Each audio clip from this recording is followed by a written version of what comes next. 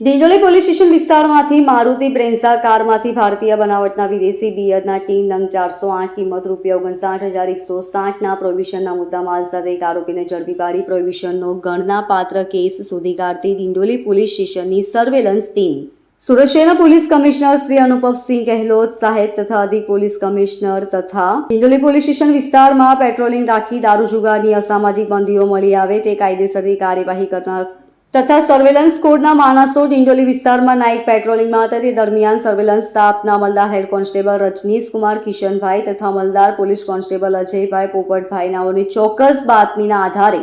સુરત ડિંડોલી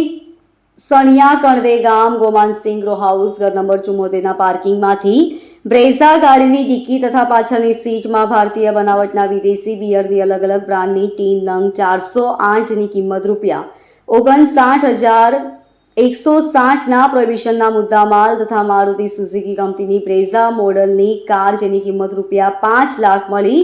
કુલ ₹5,59,160ના મુદ્દામાલ સાથે ઝડપી પાડી ભારતીય બનાવટના વિદેશી દારૂનો ગણનાપાત્ર કેસ શોધી કાઢી સારી અને પ્રશંસનીય કામગીરી કરેલ છે, જેમાં પકડાયેલ આરોપીઓમાં પ્રફુલ્લ જગદીશભાઈ સાલ્વીનો સમાવેશ થાય છે. Bureau report LK star news, Surat.